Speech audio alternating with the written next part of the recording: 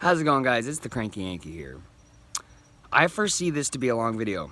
I foresee this to I'm probably going to be uploading this in parts because I'm gonna be attempting to stop the video at around 15 minutes because I don't have the upgraded YouTube. That's as max I'm allowed to upload at a time is a 15-minute video. So this is probably gonna be at least a 2 or 3-parter, depending on how long it takes me to tell the story. But I'm gonna share with you guys my son's story. I don't know how much I want to include him in this channel. I would like to have some semblance of privacy. Like, obviously y'all are seeing my face, so if you who are watching this know me personally, you know me. But at the same time, if you know me personally, chances are you have at least a pretty decent idea of my son's story. So this is for those people who aren't aware, and for those who are aware but don't know the whole story. This is so that way I can be like, you know, because I get people asking me all the time, oh, well, what's wrong with your son? Why does he have this? Why does he have that? And, you know, it's a very long, complicated story. And generally, people ask me while I'm at work, and I'm like, well, I don't really have time to tell you right now because and it said, we're going to be here a minute. And I'm at work, so I don't really have the extra time to sit and tell every single person who asks me about my son's whole story. That being said, let's get this started. This is the story. So, in 2015, I was living back home in Vermont with my then girlfriend, Katie, who is Gideon's mother. My son's name is Gideon, by the way. We were living together. We were in a relationship, very happy. We found out, I don't remember exactly when. It was about 7 months before he was born, as you can tell, so he was already early. So I found out we were pregnant. Now, Katie was on birth control, and as far as we knew, God, this is bad because you cannot see my face. It's so dark out. I might need to go put on a light. So she was supposed to be barren. Yeah, I definitely think, you know, I'm gonna move somewhere else and do this video. We're gonna get this moving here. I'm gonna continue to talk, but I'm gonna be moving myself.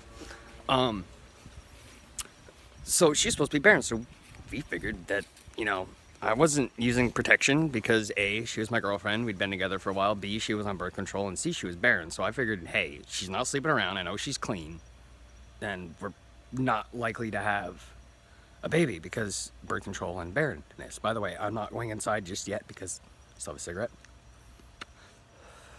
Okay, now we're gonna go into what I hope to someday be my studio. This is what we call the workshop. Anyways, oh, that's much better. You can see me so much better now. Oh yeah, look at that. Now you can really see me. It's the workshop. It was here when we bought the house. It's like an old woodworking shop. That's the door. As you see, we got all of our patio furniture in here right now because of the storm. Guitar amp, I do a little bit of fixing them. Also, I'll bring you over here. You guys want to see. I know that we're getting off subject, ADD. My guitars and amps. I am a musician. That is my 1982 Halifax. That is, you can see the head. It is a Japanese copyright Gibson Les Paul Black Beauty Custom. I have that one, and I also have this one over here. It's my newest one. It's not very new. I've had it for a few years. It's my Schecter C1 Platinum. It's got the EMG pickups. If you can see, this finish is absolutely stunning. Look at this. It's got that quilted maple top. Real pretty.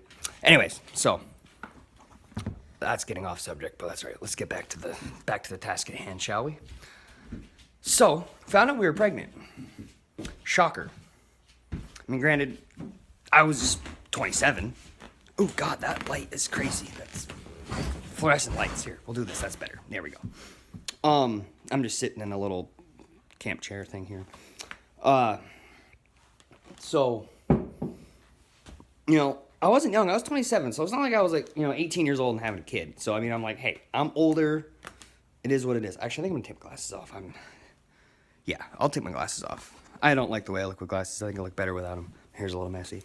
So, find out we're pregnant, blah, blah, blah, blah, blah. Go through the thing. We go to the doctor, and everything looks good, blah, blah, blah.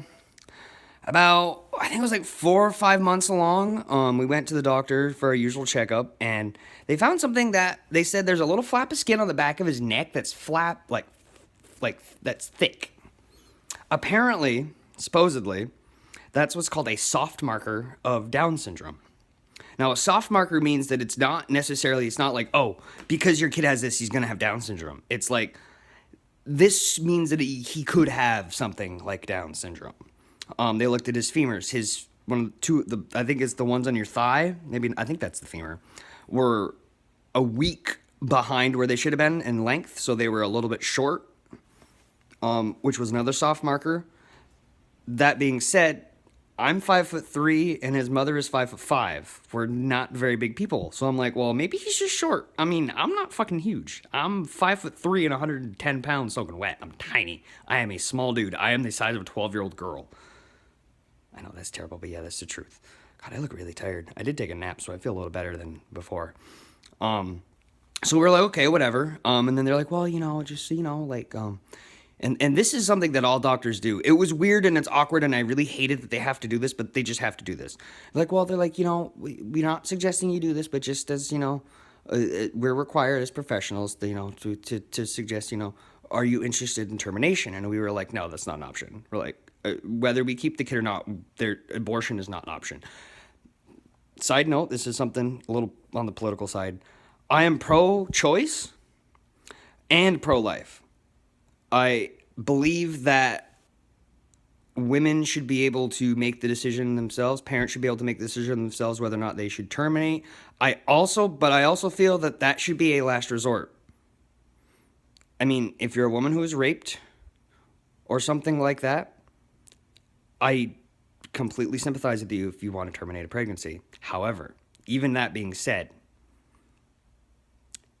why would you kill a child that has, you can argue, oh, well, it's a group of cells, blah, blah, blah, blah, blah. It's a life. Even if it's not technically a human life, or not technically a human or an embryo yet when you do it, that's still something that's living. And it's something that is living that has the potential to become a human. And I don't think it's fair that you do that. That we do that without a lot of talk, a lot of thinking, a lot of discussion, exploring all options other than termination of a pregnancy. I do have a friend that had an abortion. It was a very it was a very different situation. She had a fallopian pregnancy. Basically, if she had not gotten an abortion, both her and the baby would have died. So in instances like that, I think it's completely legitimate, because it's like, look, this baby wouldn't live anyways. Like, it would be attached to the fallopian tube. It would have killed her. It would have killed the baby. They both wouldn't have survived. So in instances like that, I think abortion is completely acceptable and is the proper medical, what's the term I'm looking for? A proper medical decision to go to do that. So anyway, so we were like, okay, maybe our son may have Downs. Maybe our son may be special, but we don't care. I'm a person who, like, look, I love my son regardless of his issues. I don't care. I love my son. The weird thing is, I don't really like kids. I never really wanted to have kids, but fuck you. Fuck your kids. I love mine. I don't like kids. I like my kid, but I don't care about your kids. I mean, that's the cranky Yankee coming out, but it's like, that's kind of how I feel. I'm the same with dogs. Like, I mean, yeah, dogs are a little different. I love dogs. I love all dogs and cats, but when push comes to shove, really, my dog trumps everybody else's dog. My kid trumps everybody else's kid. Like, yeah, kids are cool. They're, I've started to develop a little more of an affection for kids, but I find that other people's children annoy me constantly, and my son doesn't annoy me at all. Well, he does, but it's in cute ways, so I kind of chuckle and think it's funny. So anyways, we realize that we have a decent chance that our son possibly could be born with Down syndrome or some sort of medical syndrome issue when he's born. So we decided, well, whatever, we're just gonna have him, and however he comes out is how he comes out, and we'll just.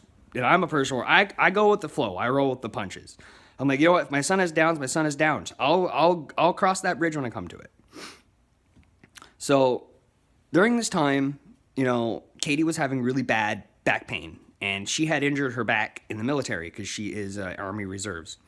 So her back was really, really sore, and she had morning sickness constantly. I mean, she had a rough pregnancy. She had a very rough pregnancy. She had morning sickness a lot of the time. She had lots of aches and pains. Now I know that that's common with many pregnancies, but hers I think was a little bit above normal.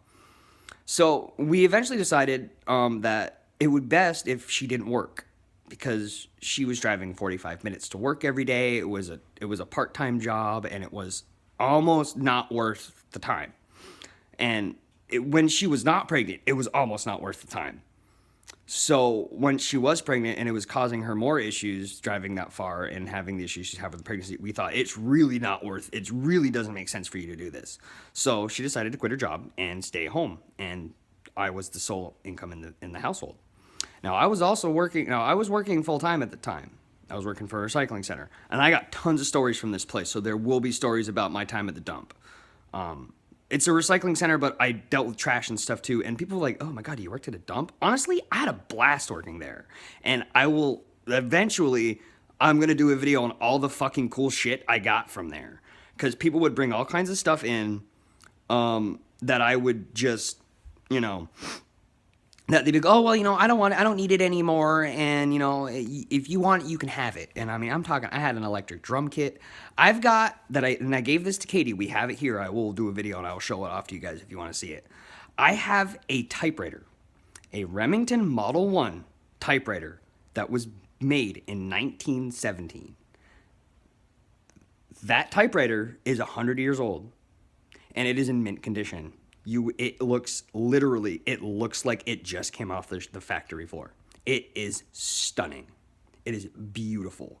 As you can tell, I love antiques. I love old stuff. I love vintage stuff. I love antiques. I just really enjoy that stuff. I was a big fan of like American Pickers and things like that on the Discovery Channel and History Channel when I was a kid. So that's right up my alley. But I got all kinds of cool shit like that, and I got lots of good stories. So those will be shared at another time.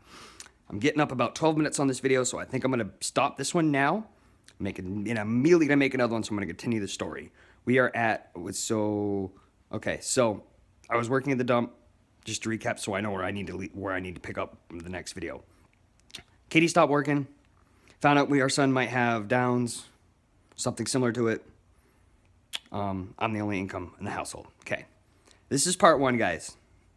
The next one will be incoming. When I upload these, they will be uploaded, should be uploaded, like I'm going to do them all at once, so they should all be uploaded within the same hour or so. This is part one. I'm not going to do a sign off because it's going to immediately be another video. But thanks for watching this one. Hold tight. Watch the next one. You'll get the rest of the story in the next one, or maybe in the next two. It depends on how long it's going to take. I know I get off topic a lot. We'll figure it out. You'll hear it. So this is part one. See you in the next one.